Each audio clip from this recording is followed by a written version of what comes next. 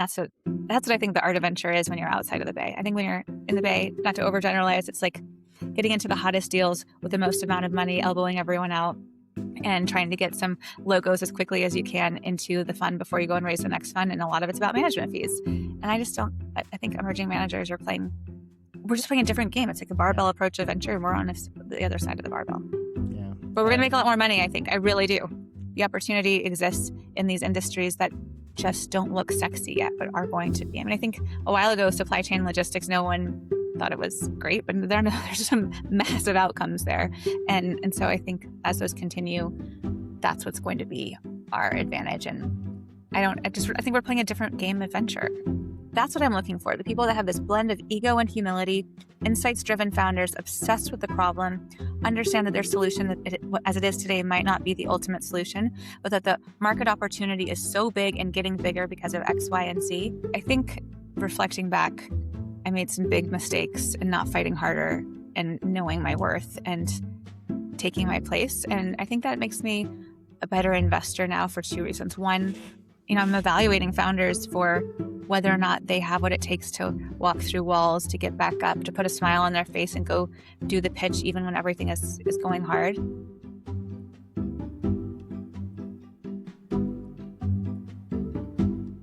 Hello, everyone. Welcome back. We are on to season 2 of Alone Together, and I am so excited for this conversation, mostly for how it came about, which maybe you may not know.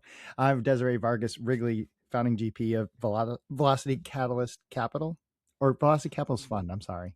That's okay. Yeah, VCF, Velocity Catalyst Fund. Awesome. Your name came up in the most unlikely of places, which is a Chicago bowling alley, which probably as I think a Chicagoan from one of my GPs, Pat Cerrone, said, "Oh my God, you need to talk with Desiree." And we had a first conversation, and I think we clicked, and I was like, "Oh my God, I cannot wait to get you on the pod." So thank you so much for coming on to the show. Yeah, I'm glad to be here and talk about all the real life things around building a fund with you. Yeah, we got a lot. There's like real life and real life fund, and I'm really excited to dig in about like where that intersection lies and all those good things. So again, the purpose of this show is really we just talk about the personal life of being a solo GP and that, but it's a little bit less about the X's and O's of the fund, but we need some context. Yeah. Would you do us the honor a little bit about you and the fund, just so we have some contours to push against, and we can tuck in all the other things? Would you do us that honor? Of course, let's give people a reason to listen, right? So I am a founder turned funder, like probably a lot of the emerging managers that you talk to. I built the world's first crowdfunding platform, Give Forward. I brought on a co-founder to do that. We raised from First Round Capital, Founder Collective. We raised money from Nationwide Insurance. We did down rounds. We did up rounds. We had venture debt called. We just experienced a lot of different versions of venture building in Chicago. As a consumer tech startup, it was just incredibly hard, but we also had the privilege of having this exposure to coastal VCs. And so fast forward, even past my second startup, I was starting to think about venture as a calling just because I was starting to do my own angel investing and realized there was a meaningful gap in the Midwest for expert capital that can write checks to biotech, life sciences, advanced manufacturing, basically industries where the Midwest has a right to win, but where early stage capital has a tough time writing checks because they just don't have the personal network density or personal expertise. And so I'm building this hybrid strategy fund. We're part of a fund. We have a fund of funds that we invest in emerging managers that are like us, but with industry focus in those core sectors for the Midwest, writing, $500,000 to $1 million checks. And then we also have a $25 million pre-seed vehicle writing to pre-seed founders in those same categories. And the idea really is, can we create this kind of symbiotic relationship, improve graduation rates on our own direct deals, but also support the capital stack that's emerging in the Midwest so that we become more of a destination for capital for founders across the country. Yeah. I mean, there's 3 things I want to tuck into more from the personal angle, Midwest, directs and fund of funds. Okay. And it's crazy to do any of these one particular things without constraints. Let's start from the Midwest. Like, why do you care so much about the Midwest? I'm from Cleveland, so I'm like Ohio person now that's coastal. Mhm. What what's the spiritual drive around the Midwest for you personally? Why not just say, you know what, I'm just going to go up and down Sound Hill, or I'm just going to come here in New York and just do the thing? Like, why are you so constrained to doing it, or why is it a calling for you to do it from the Midwest? Yeah. I when I originally started my career in 2004, I thought I was going to go into corporate social responsibility, which was a brand new term at the time. And I thought was go work at a nonprofit, then go to grad school, and then go work at Coca-Cola or Starbucks or someone supporting Latin America, or I'm Costa Rican. So that was important to me. And my nonprofit job ended up being at the Kauffman Foundation in Kansas City, where I grew up. And so, yes, I have Midwest roots from upbringing, but really that story of Ewing Kauffman, who was this entrepreneur almost out of spite. He was a top salesman at his pharmaceutical company. The CEO fired him because he made too much money. So he decided to create his own Oscal company, which during the baby boom ended up being a huge, huge company. And when he IPO'd, he made 300 people millionaires, and they were, secretaries and line workers and C-suite. And then he built this legacy of a foundation that funded entrepreneurship programs all over the country and funds education. And now, is a $9 billion endowment, one of the leading performers. And just that like ripple effect of one man in his basement in a small city like Kansas City, creating that much wealth and opportunity and prosperity. And if you think about where the world is going and some of the things around American dynamism, but also just the fact that we have talent that doesn't necessarily want to live in New York or San Francisco, that is going to the best universities for their areas of study, giving the Midwest a chance to, keep that talent local and build infrastructure around them is, I think, critical to American prosperity. If we concentrate all of our wealth, I think it leads to a lot of political risk. So there's, political things here, there's altruism, there's impact, but ultimately, I also think of it as regional arbitrage. Our region is, Chicago alone is exporting $9 billion of returns every decade just at pre-seed and seed to the coast. And that's a massive amount of capital that if, kind of activated and reactivated in our ecosystem can kick off so many new startups, but also can create so much more wealth. And also, Chicago's just an amazing place. It's beautiful. It has amazing architecture. We're home to so many firsts. We have so many entrepreneurs that have come through our ecosystem. We graduate more or second most computer science majors in the country, next to the state of California. The University of Chicago is home to so much incredible tech transfer and new quantum park. Like there's just so many things happening. And I think people don't realize it, that I feel like it's being an entrepreneur by being a capital entrepreneur in an ecosystem that is not just overlooked, but like completely underinvested in. I want to. So I spent. We talked about this, right? I spent my freshman year in Hyde Park. I went to the U of C my freshman year, and yeah. I love this, and it romanticizes everything. I'll speak from my own personal experience. Uh-huh. I grew up in Ohio. I spent a lot of time on I-71 between Cleveland, Columbus, and Cincinnati. I'm like, I want to raise Ohio money. I want to back Ohio founders. It was hard. And to this date, I don't have a huge LP base. In fact, I have more LPs in Chicago than I do in Cleveland, which is odd. It may not be saying much because it's hard to raise one from Chicago too. Yeah, okay. And this is what I want to get to real talk. Is like, look, we can do the Chamber of Commerce pitch for both of our places, but it's hard, isn't it? Like it's hard to find founders in these areas. It's hard to convince LPs who are, I don't know, like knowing real estate and really hard asset stuff. Am I crazy? Is it hard? I think it's hard if you are a generalist software firm trying to boil the ocean with a subscale fund and trying to look all over the country and in your own backyard to justify investing in your own backyard. Chicago, no offense, is not Cleveland or Columbus. We are a much bigger city. We have the third largest GDP in the country. We have one of the most distributed economies in the world. We have, we are at the center of transportation mobility, logistics, supply chain, food distribution. So we have access to, the largest source of fresh water. I mean, I guess different areas of the Great Lakes do too, but between the universities that we already talked about and some of our partners over at Wisconsin, Purdue, Michigan, we just have access to talent that's doing things completely differently than what's happening in software on the coast or AI Yeah. on the coast. So it's not Say more. about like this.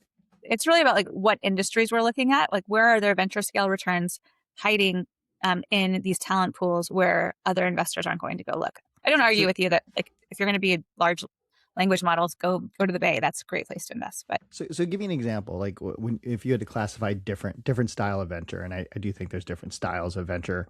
yeah. You know, we always talk about West Coast deals, or how would you classify what is different? Just to dig in the thing that you said. Yeah. So, like, for example, we invested in AeroQ. It is a helium chip manufacturing company, quantum chip manufacturing company. Frozen helium can control, you can have more controllable electrons, more qubits in the same amount of space using existing CMOS manufacturing. So we in Chicago have this $500 million investment, but soon to be I think, $5 billion investment in this quantum park. PsiQuantum's coming as an anchor. We have 6 other tenants coming in. And AeroQ is building there and gets access to all the resources of University of Chicago and all of the, secret kind of lab space that's funded by some of our billionaire previous Chicago entrepreneurs. And whether or not they're going to be the only quantum chip that emerges as the winner, I don't know. But could they be one of the first to be getting us closer to a, commercializable quantum computer? I absolutely think so. And no one's really paying attention to them on the coast. So we get access to them early. Yeah. Why not? Is it just because of geography, or just because they're not interested in like these hard asset type of deals? I mean, that could be part of it. I think the other part of it is that when you're in the Midwest, you're a little bit isolated, even with, Zoom and all of the Y Combinator recruiting and everything else. So that a lot of these founders are kind of building before they leave for the coast. And there's a window of time where pre-seed investors like me can come in and, get in at a 4 million or a 5 million post before they become a 50 million post. And we are, we're taking a risk because they haven't matured that much as a company, but that's why I like pre-seed. Totally. Yeah. Totally. And it's also, it's biotech and life sciences, it's consumer and CPG. There's so many different categories where we have natural acquirers, contract partners, distribution advantage that just makes more sense to build here. Totally. Yeah. Okay, now I'm done being the Chamber of Commerce of Chicago. We can talk real talk. I also think that listen. I love the fact you go hard for Chicago, and that it's one of the areas where I think about. I wrote this in one of my newsletters, like, why do I over-index in Chicago? And I do think a lot of what we do, and we are generalist, but we kind of do our 30-day grinding stuff, which I feel has like a lot of Chicago type of work, blue collar ethos, and I think that there's a really interesting aspect of venture that I think is missing, and I think it Midwest type of values in this SaaS apocalypse era. And I'm curious about your thought about this. I talked to my LPs about this in our quarterly meeting 2 weeks ago. Was that I actually think that these values are not just like cultural dressing. I actually think they're going to be really important as this whole transition out of like SaaS to services, right, is sort of the big buzz right now. And I think there's a real, there's not a real clear bright line, but I think there's a cultural line between companies that actually have that like grinding ethos and don't view the world in terms of just like a bolt-on line item in an annual subscription to a SaaS versus. Do you have thoughts on this? And so, as we face like this whole SaaS apocalypse, how do you think Chicago Midwest mindset reacts to this in terms of its assets and liabilities? I think that we know that most of the companies can't compete in that game because the war chest just doesn't exist in the Midwest. And you have to sometimes just outraise to be competitive and to, either acquire your competitors or to get there faster first. And so I'm not saying none of our companies are doing it. I just invested in a YC company that is experienced SaaS founders out of Chicago, coming back to Chicago, building in financial services. And I think that they are building the war chest and their team is great and proven, and their early investors are all, name brand CEOs from across the Bay. So that is the way to do it, I think, if you're going to do that in the Midwest. But otherwise, the opportunity exists in these industries that just don't look sexy yet, but are going to be. I mean, I think a while ago, supply chain logistics, no one thought it was great, but there's some massive outcomes there. And so I think as those continue, that's what's going to be our advantage. And Mhm. I think we're playing a different game of venture. Yeah. It's all, bucketed as venture. I think power law still exists in these industries. It's just we are not going to have to be constrained by the same kind of multiples and modeling that SaaS has had for so long. And I think the great investors, not to like overly toot our own horns, are the ones that look at each deal individually at entry and exit opportunity, and does a opportunity to return a fund exist there based on when we're getting in. Stop being so price sensitive, have a lot of conviction for the founder, the opportunity, any kind of macro converging trends that are going to allow that deal to be bigger than what the founder thinks it is right now. And then getting really comfortable with, is this the right team to be able to take this through the first 5 major milestones? And then, depending on where they are, they're either acquired or they keep growing, and founder and team keep growing with the opportunity. And that's what I think the art of venture is when you're outside of the Bay. I think when you're in the Bay, not to overgeneralize, it's like getting into the hottest deals with the most amount of money, elbowing everyone out, and trying to get some logos as quickly as you can into the fund before you go and raise the next fund. And a lot of it's about management fees. And I just don't, I think emerging managers we're just playing a different game. It's like a barbell Yeah. approach to venture, and we're on the other side of the barbell. Yeah. But we're going to make a lot more money, I think. I really do. Because we're not I going to have hope. so many I'm massive with you, sister. losses. Um, My in, fund's not even closed, and we're at like a 1.7 MOIC. So I'm feeling good. Less than a year good, in. good on you. Thanks. One of the things we talked a lot about in our first conversation was about being an operator. Like most people, you said, "Hey, our operators turn VCs." I'm not sure always that's true. The type of operator who've had the ups and downs and the stripes. I mean, we talked a lot about Give Forward, right? And Yeah. everything you learned. I'm curious as you look back at that experience now. It's been a decade plus since that. It's been a decade since I got voted off the island. Yep. Say more about that. I mean, it was a longer story than that, but I mean, a lot of founders find themselves in this position. You triple every year and then you only double. Got the company to about 5 million a year in revenue. And I think GoFundMe was going so fast, and I continuously was just not able to convince my board. When Give Forward launched, we were originally fundraised for anything like GoFundMe is now.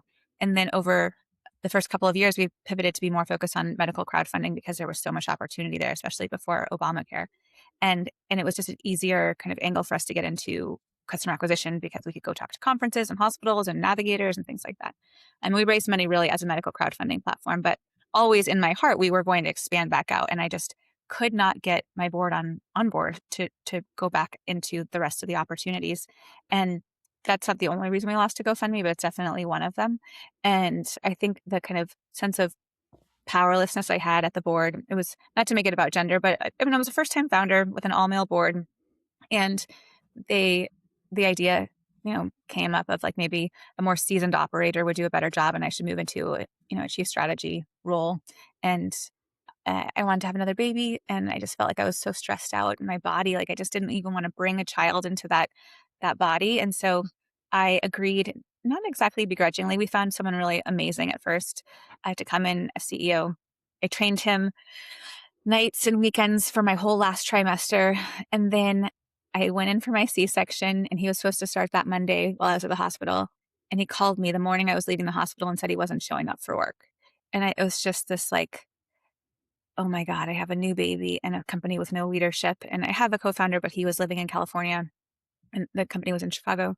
And I just felt so defeated for a little bit. And then, as all founders do, I figured, got past a little bit of the fog of the post baby. And a week or two later, was asking myself some big questions about what Give Forward was. And I had this realization that, crowdfunding is so helpful for people who need the financial support. But middle class America doesn't necessarily need money when they're going through something like this. They need someone to walk their dog. They need someone to send dinner. They need someone to clean their house or drive their mom to her appointments. And so I had this vision for a broader giving concept that I ended up, you know, positioning to my team and then pitching to nationwide. And that's actually how we got so much corporate venture for the company. And I honestly thought that that would like earn me the CEO role back, even though like I think I just made a mistake in a panic. But my board refused. They're like, "You open this door, you have to keep it open. You have to go find a new CEO." And so I think reflecting back, I made some big mistakes in not fighting harder and knowing my worth and taking my place. And I think that makes me a better investor now for two reasons. One, I'm evaluating founders for whether or not they have what it takes to walk through walls, to get back up, to put a smile on their face and go do the pitch even when everything is going hard. And sometimes you meet founders and they've never been through anything. They don't have anything that's knocked them down. They've never been tested. And so it's really hard to say, are they going to be able to do this for their team and for this company? And then the other thing is, sorry to interrupt, but like sometimes there's a time when the founder needs to be removed, and whether it's permanently or temporarily, I don't know. It depends on the situation. It has a place, but I really don't see how you get a non-founder CEO to take the company at anywhere the growth trajectory that it should until at least the Series B. And so I'm just really focused on backing founders who can stick with it through at least that early stage of growth, and then potentially, the chairs can be moved. But I'm again, I'm pretty bullish on those two things now because of that experience. Can I ask you more about some of this? You touched on so Yeah. many important topics, ranging from gender discrimination to early to late stage discrimination or bias. Mhm. Uh, I've been fired from jobs too that I care about. Like, how does it sit with you today? Forget the investor, Desiree, the Yeah. investor for a second, as a human, as like a super high charged um, go Yeah. getter. Like, how do you process that experience now, and how is that different than, let's say, when you were in the room from the board 15 years or 11 years ago or so, or a decade or so ago? Like, what is the evolution of that process? I mean, I assume you're still processing. I still process all the things that didn't go well from my different parts of the career. Is there an A and B that you could walk us through? Yeah. And then eventually I want to bring that home into how that affects your perception as an investor. But I'd love to start with the person first, because I think the Yeah. person is the person that makes those decisions from an investment standpoint. So, for good or for bad. So a lot of times founders, I think when they get moved out of the CEO's seat, often get removed entirely. Maybe they stay on the board. And it's more of even if it's a long time coming, the actual moment is pretty fast. And because I stayed on as chief strategy officer and led product and biz dev, and got to work on a lot of the things I really loved, what I had a two-step kind of ego removal from the business, if that makes sense. So first was letting go of my title of CEO, but I still got to be founder and chief strategy officer, and that was actually quite brutal. That realization that I wasn't in charge anymore of my baby that I'd built, that this thing that I brought to life, and with that, I'd invested in an executive coach and really started to try to like unravel why, when everything went wrong with the business, why did I take it so personally, and why was I so just maniacally obsessed with this idea? And I think it's a good thing, obviously, when you're a founder, and I look for that in other founders too. But from a long-term health perspective, it's not great. And the psychological effect of losing your identity in that way is really hard. The second wave of it, when I actually left and got truly voted off the island, basically what happened was the CEO that we hired was bankrupting the company, and I blew the whistle and was like, put me back in or let me go. And we both fought for the role. They ended up taking my plan, but choosing him. Well, we can try to unwind that too. But it doesn't matter. He didn't do a good job with it. It didn't work. That moment of suddenly being at home with my brain not having anything to work on and being a stay-at-home mom, I only made it 5 weeks because I just felt like I was floating in the middle of the ocean with no sense of land in sight. My brain was so used to solving problems, to being partially in control, to feeling fulfilled by my work every day. And as much as I love my children, I'm just not designed to be a stay-at-home mom. And that honestly introduced me to my next idea and my next business, which was a kids activity marketplace. And I think I did that one. I believed it should exist for sure, but I think I did it because I had this massive chip on my shoulder that I didn't want that failure to sink in too much and that to be my new identity. I thought I needed a new professional identity.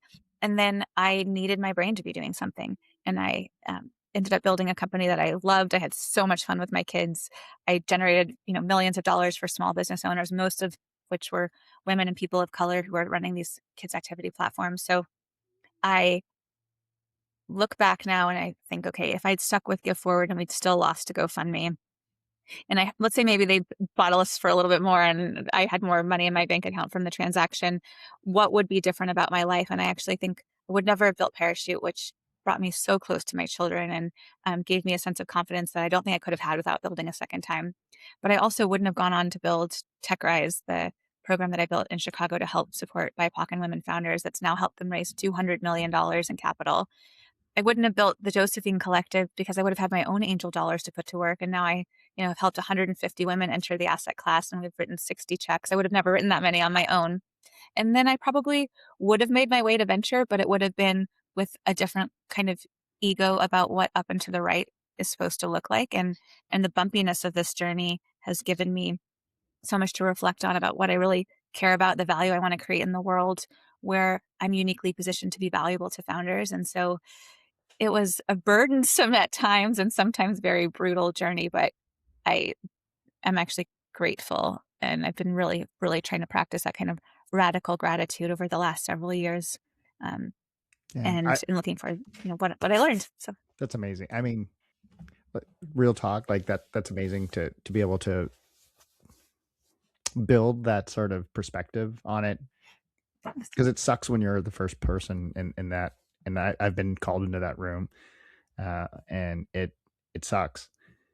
I'm yeah. curious, and I want to go back to the implications of how this impacts from the person to the investor. But there's part of me that said, if we were friends back then, I think I would have told you, I would have said something like, "You're vested. F these people. Like, why would you even try?" Like, all the wonderful things you said. How long was this duration? Like 6 months, a year of being post island limbo. Oh, let's see. The whole process took about a year and a half Yeah, of yeah, it was a long time. I, And I, don't get me wrong, I was tempted. I actually interviewed and got very far in the yeah. process Why of, not? I think yeah, if we were friends back then, I would have said something like, "Sister, F these people. they don't You're value you. vested. Yeah. You know, it's time to move on." I mean, why did you stay as you look at it now? And would you have done it differently? Um, well, I don't think that I can overemphasize what a calling Give Forward was for me. Yeah. Like I first had the light bulb go on with Hurricane Katrina that there was no way for people to give to people. Back in the day on the internet, there was no Venmo. There's PayPal with a blog, but that was not secure.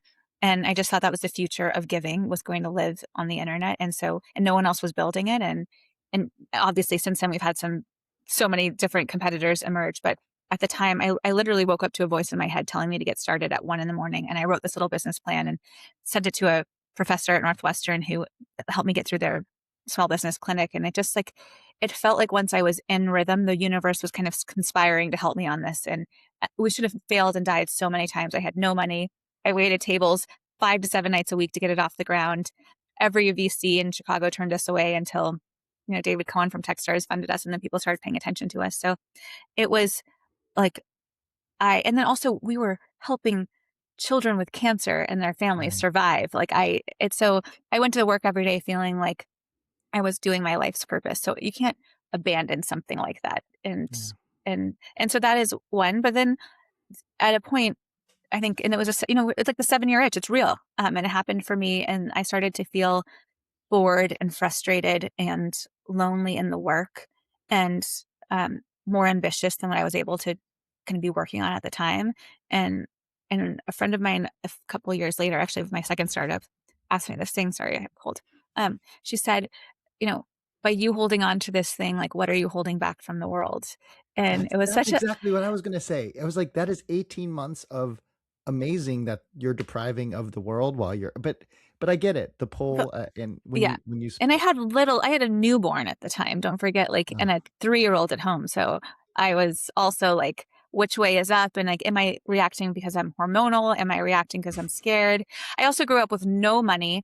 And not that I was making a lot of money at Give Forward, but it's the most I'd ever made. And so, was I even hireable outside of that environment? I had no idea. And so all of those things kind of kept me small. And then Parachute was this 3-year, honestly, psychological parachute. It's a great name for it. I got to build something new with a great team that my family and I got to enjoy, and it built my confidence back up. And you know, it's pretty common, right, that third-time founders are more successful on their third venture than their second. The second one, they know how to get out faster, and COVID was a forcing function on that one, but also that business was brutal. Margins were terrible.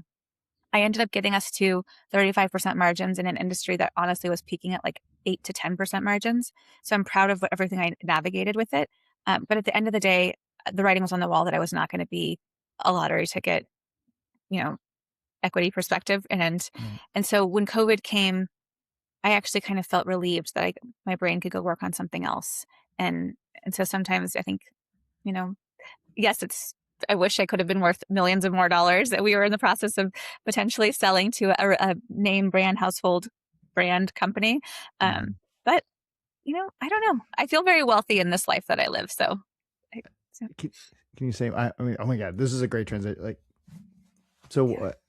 how do you ascribe wealth then? And how do you think about it in a more fulsome basis than just money? I mean, I think definitely having enough money to do the things that you want to do, and some of the things that you need to do, and some things that you want to do as a baseline, of course. But um, with my first startup, I was so busy building, I didn't and spend a lot of time on my friendships. I lost a lot of friendships because I just wasn't investing in them. And then becoming a mom allowed me the psychological room to start investing in my regular life more. And now I have these incredible, mostly women, but lots of male friendships too, that I can travel with and I can do work functions with and I can call and rely on. Um, and so from a personal perspective, my life is so much more full. And then I am a much better partner to my husband after everything happened with Give Forward. During Give Forward, I was a wreck and so emotional and erratic. And I just didn't know how to separate like myself and my ego from the business performance. And now I just have this kind of clarity and calm that, I mean, depends on the day. If we're getting ready for like a party at my house, I'm not so calm. My kids will tell you, but I just feel when you're, living your values and your purpose aligned and you prioritize time with friends and vacations that you want to take and, you know, spending time with your children, like that just creates this rich life that I don't know, money can't buy it all. Yeah, I feel like there's so much in there from, um, coming back and dealing with your partner and identity issues. I feel like I've scratched like 1% of it, and there's a couple of things images that are so powerful for me, like you waiting tables, having this mission strikes me.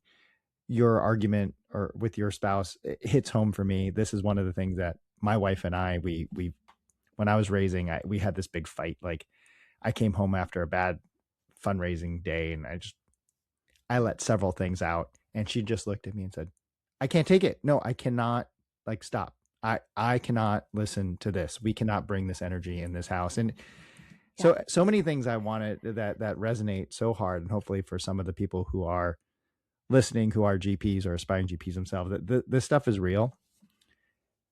But I would love to take a little bit then from the human perspective, let's say things that are off spreadsheet. How does all that experience, and I Mhm. realize we only covered a little bit of it, inform how you approach venture and investing today? Can you give a little bit of a Yeah. commentary of the line between that experience and all the other experiences parachute in between that kind of bring us to how you see the world today with Velocity Catalyst? Yeah. I think that's a great question. So I think the art and science of venture changes depending on what stage you invest in, right? And it becomes more science later stage. And I think it's more art earlier on. Yeah, And part of, we're both pre-seed people, right? Like yeah. So we like the We like I the feel like, mess. and I feel I use the reference all the time, but I'm forgetting who actually wrote the quote about, these cascading miracles that are required for a company to succeed. But I think one of the beauties of being delusionally optimistic as a human, and then being a founder who is, a vision oriented or pioneering style founder, which is where the kind of the optimizers versus pioneers, I kind of find myself in the pioneer camp. And I do. But our job as investors is to envision a world that doesn't exist yet, and where this team and their obsession with the problem falls into that future belief of the world. And if they're aligned, what needs to happen for this company to be successful, and how likely do we think that is? And that exercise of imagining the future state of the world, what is going to be, a future tailwind for this company, is just, for this like bright shiny object syndrome founder that I am, it is so energizing to me. I love looking at them, the Yeah. problems that they're solving, the opportunities. And so then my job becomes, how do I fall out of love with that opportunity and be really practical about whether or not this is the right team? Can, can I stop you before you get the falling out of love? How do Yeah. you? I want to get how you fall in love for a second. So this whole idea of believers and imagine the world as it ought be, or Yeah. how do you access that information? What speaks to you? Let's just say if a founder were listening and like they want to do that, but not be performative. Like I hate it when right. It's the worst when that type of thing is performative for you, right? You're Like like, you're going to change the world. Yeah. No. woo! No, but like S- how does someone do that? Like what are the ways that you access that? How do you find that or underwrite it or distill that magic in a bottle that you're talking about? That's really powerful stuff, but I yeah. find it's really hard to get to. Well, maybe that's why I love investing outside of pure software. It Right, right, right. requires a different, or like software is going after the world in like 12 to 18 months. And, medical devices or diagnostics are going after a world that's 5 to 10 years away. So I'm an investor in a company called Acorn Genetics, and the founder's father had a genetic condition, and she could not test to see if she had it too, because she didn't have enough of a reason to get tested. Otherwise, it was going to be $8,000 out of pocket. That was her motivation for starting this company. So, I love that as a motivating factor, but she was not a scientist. She was an undergrad trying to solve this problem, came and found the science, and built this business, which is a genetic sequencer, a tabletop sequencer. It's very small, inexpensive, relatively speaking, compared to the $1 million plus machines. Razor blade model, each cartridge is where the test is. I love that from a revenue perspective. So that was interesting to me. But really, what I'm underwriting on that one is personalized medicine without decentralized sequencing does not exist. And the future of medicine is going to be personalized. And we're seeing it faster and faster and faster. And so, what I love there is this founder who doesn't really have a right to even be in this industry, standing in a room full of older white men, explaining to them how and this is no Theranos like thing, I promise. It's No, legit go for it. technology. Listen, Um, yeah. And so she communicates in a way like a much older soul with so much conviction, and so that inspires me. But then also, the actual building of these units is complicated, expensive, and requires a lot of operational strength that she knew she didn't have. And she, at first, I was worried that her eagerness in the business, and I've said this to her face, so I'm not saying anything I wouldn't say to her now, but um, that she might not see where her missing skills are. And that's sometimes true about younger founders or founders in general. But within a couple of months, she had identified two more senior in their career people at competing companies, and had recruited them in on the upon the round closing. And that's not like a unique skill set, but it mhm, is demonstrates like the fact that not even about coachable. She's just self-aware enough to say, I'm going right. to have to relinquish some of these things that I love to go do this work. And like that's what I'm looking for. The people that have this blend of ego and humility, insights driven founders obsessed with the problem, understand that their solution as it is today might not be the ultimate solution, but that the market opportunity is so big and getting bigger because of X, Y, and Z. And then, what's amazing is that she's now layered in an opportunity within ag tech and in food and bev, because they also have a need for instant pathology and sequencing to see, food safety and other things. And so, what went from being a personalized medicine opportunity now, I think, is actually going to be a much, much bigger opportunity. And and so, yeah, those are the kind of deals I love doing. I, I get the deals. I want to get to the actual underwrite. Like, how did you extract that information? What did she do? Like all that. How did you get it? Did you watch her pitch? Did you go with her? Did you watch her platform presentation at a conference? Like how do you get the information? Because those are really powerful characteristics that you landed on that Uh-huh. underwrite this founder. But how is your way of going to get that information? I'm fascinated because it's not like that's not something you get on spreadsheet, right? You don't get that on a spreadsheet, and you don't get that from being, You a can't get it on kids LinkedIn activity because that's all entrepreneur. fluff too, right? So like Yeah. how did you get like, nope, that's exactly who this person is. Like, yeah, I Yeah. see this person exactly for, and this is the data with my own eyes or heart or however you look. How did you get that information? Because that's really hard stuff to get. Yeah. Thanks. You know what is like an odd like mental model for me that I have all the time is Slumdog Millionaire, the movie. How he Okay, gets these go perfect on. questions that just happen to coincide with something that happened in his life that was memorable or poignant, and then And then it rained. and then it, I'm just yeah, kidding. sure. But no, No, what I I'm mean, sorry. I'm sorry. Yeah, no, no, so what I slum. mean is like when you are an undercapitalized founder looking for money wherever you can, talking to every angel over 20 years of your career, you amass this network of people. And some of them 20 years later are very senior in their career with have gone, back to school and, are senior researchers at NIH, and others are, a senior in pharmaceutical. And so I think that just the wealth also of my network and the relationships I've kept throughout the years, by both giving and receiving of, positive energy and exchanges and sometimes job opportunities or the different things that I do, that gives me access to people and their brain power that allows me to punch above my weight class in these industries. So with that one specifically, I was able to go to my friend Michelle at the Chicago Biomedical Consortium and ask her about, what she thought about the incumbents. I went to women in bio leaders and asked them about, they've known this young woman for over a year. What can they tell me about her progress and her resilience and how she navigates a room full of, more senior adults? I went to someone in devices and asked about just what manufacturing was going to look like, where there might be some supply chain issues.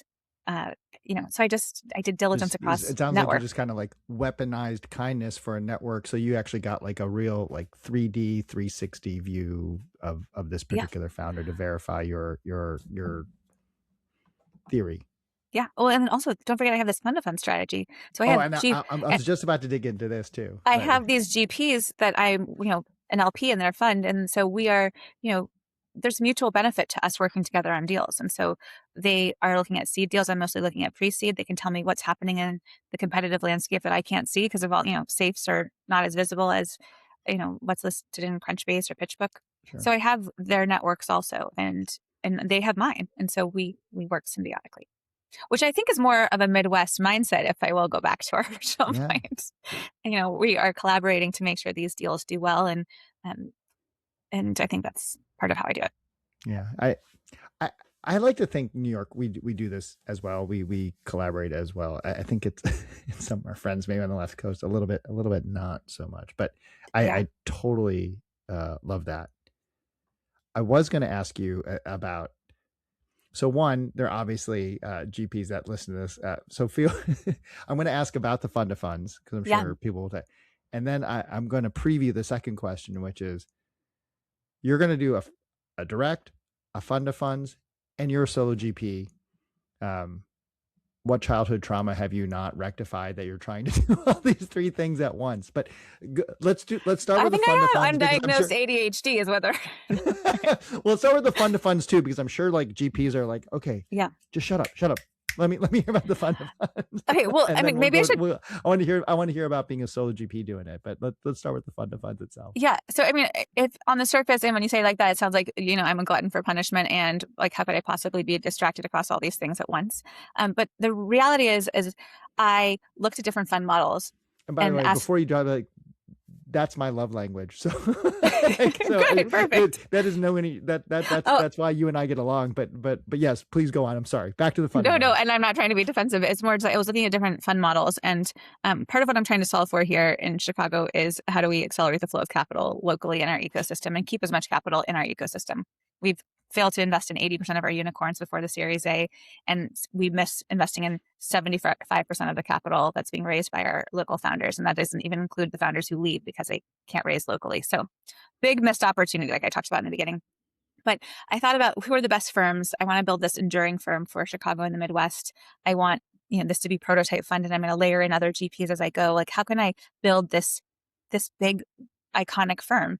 And what are the most iconic firms? And Sequoia being one of them, started out more as a growth stage fund, right? And they eventually invested in earlier stage managers for pipeline and visibility. And I'm probably oversimplifying their journey, but eventually then they layered in their earlier stage funds, and now they're known as this multi-stage, multi-industry behemoth that the whole world knows.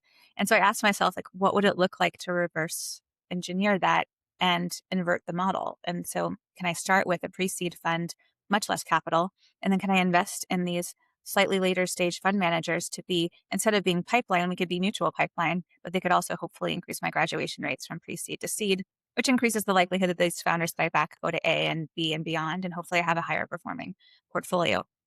So that was a piece of it. And so the other is that Chicago has all these, we have about 10 to 12 industries where we truly do kind of dominate, at least across the Midwest. And so my thought was, if we have expertise capital locally, we're likely to keep the talent that wants to spin off and build something bigger than themselves in market, which is better for me. Right.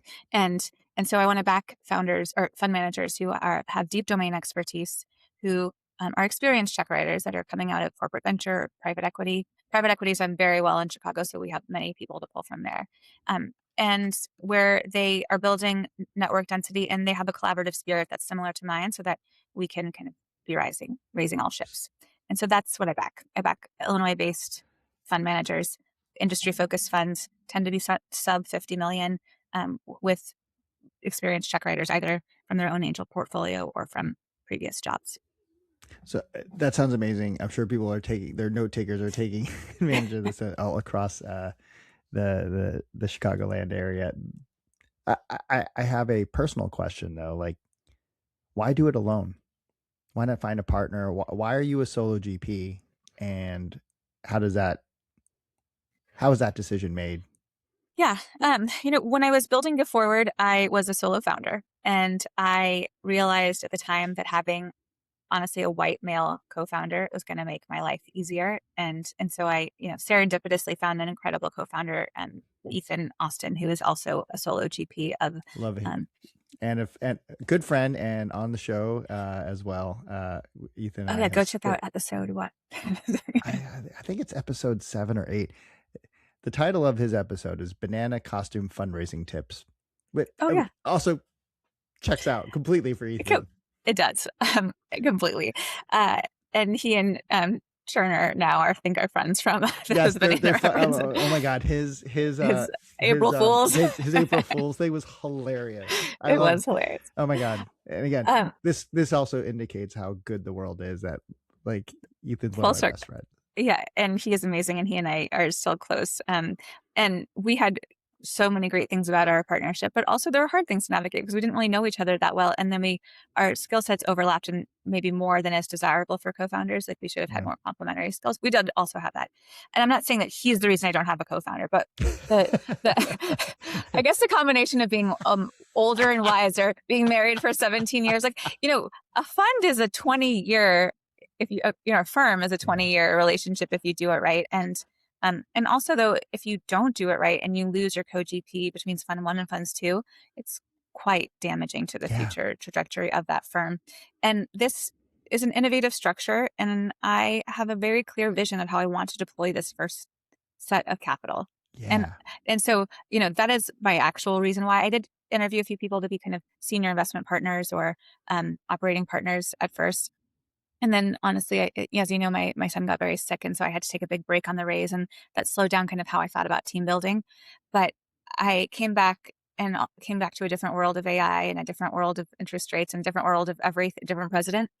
And, we talk about $1 billion company by a solo founder. Like, I have a tough time believing I can't run a $35 million prototype hybrid fund as a solo GP with amazing MBA, and interns and fractional talent and AI support. So that's the long answer to why.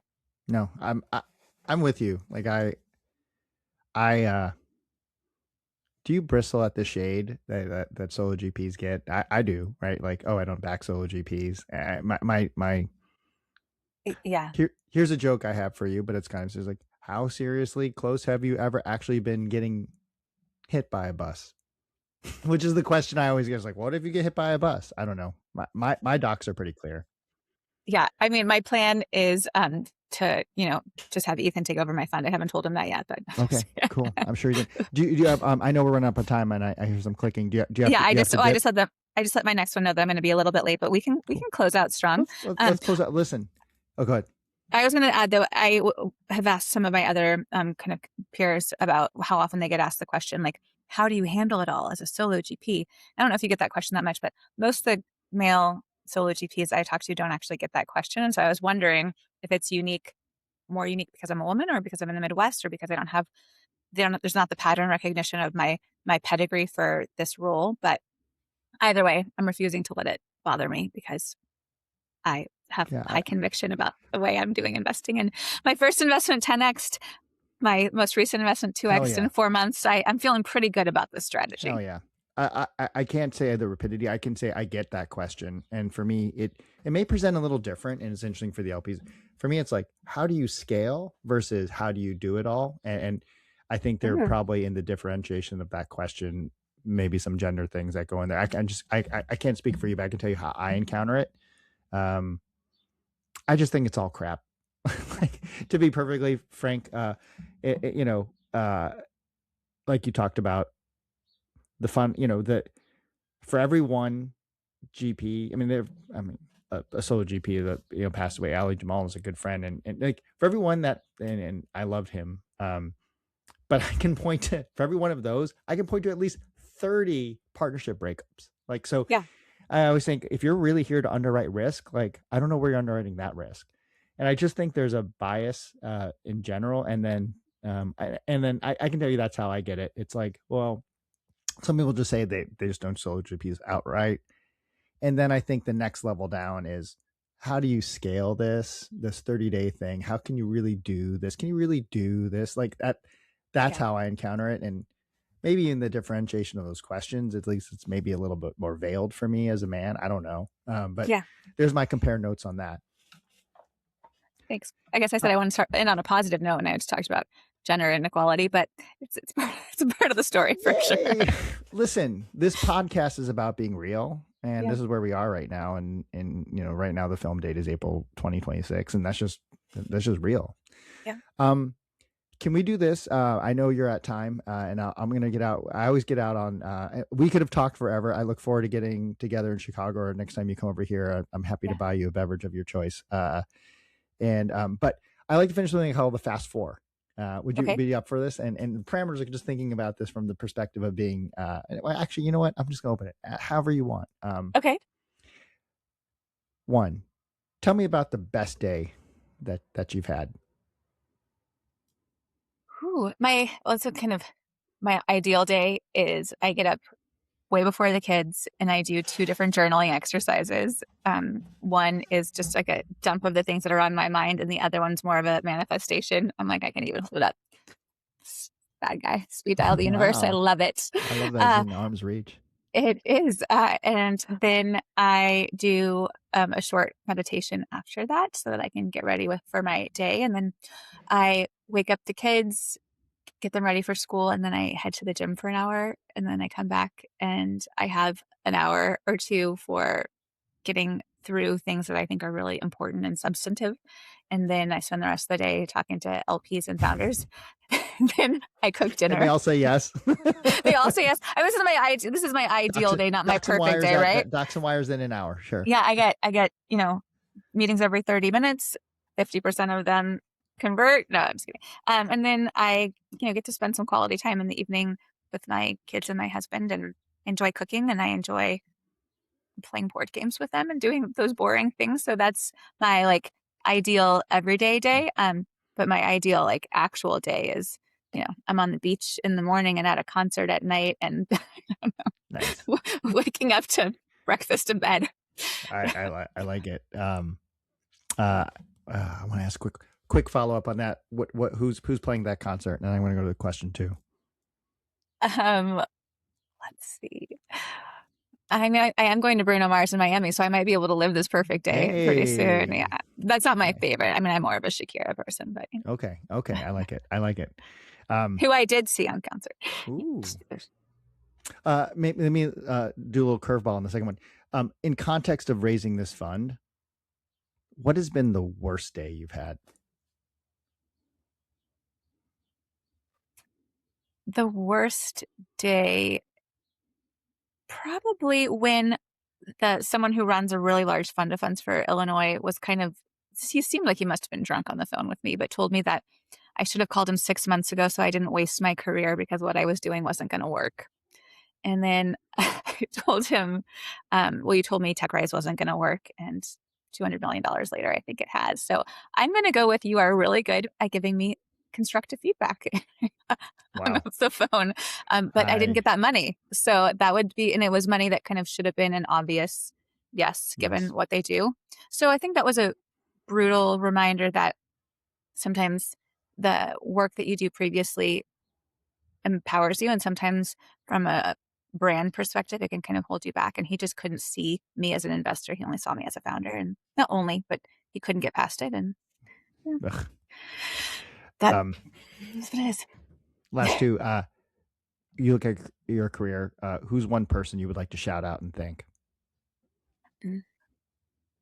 I think a constant support for me has been Sam Yegan, founder of OkCupid and CEO of Match.com and CEO of ShopRunner and now Corazon Capital. I rely less on him now because we're both very busy, but so many times in my career, he's been just a reminder of what's really important, how to do things right, how to push yourself, how to think bigger, how to get out of your own way, how to be willing to say your baby's ugly and move on. I think he gives me both support and harsh feedback right when I need it. He's not everyone's cup of tea, but he's my cup of tea, so I'll say him. Nice. Last one on this is, how would you like to be remembered? I think one of the themes when I look at my career is that I build solutions that help fight some sense of isolation in a way that creates value for the world. And with Give Forward, it was that kind of isolated feeling of being financially alone during a crisis. With Parachute, it was, when you're a new mom and you don't have any friends and you don't know where to go, or when you're a small business owner and you don't know how to reach your customers. Those are isolation moments that can be solved by technology. TechRise, the isolated solo or founder of color that was under networked. And then within venture, I think that being on this journey in industries that are not normally venture backed, it can be a pretty lonely road, even if you have co-founders, even if you have co-GPs. And so I think I want to be remembered for bringing people together in a way that is greater than the sum of its parts, where I gave more than I got, but I got almost as much. Awesome. Wow. Mic drop. I'm going to leave that there. We're at time. We passed it. Desiree, this has really been special for me. Thank you for making all the time. Sorry for the little Riverside blurb in the beginning, but thank you so much for sharing everything. It was really powerful, and I feel like we just got to one iota of all your experience and wisdom. So thank you again for the time. Well, thank you for asking such great questions and giving me space to talk about the more important part of this work. Absolutely. Well, that's it for another episode of Alone Together. Everyone, please like and subscribe. Leave a comment. You'll get to hear more content like this. Desiree, thanks again. And I'll see you on the road somewhere in it. Sure, I look forward to the day we can do a deal together or find another way to collaborate. I agree. Thanks so much. Bye. All right. Take care, listeners. We'll see you next episode.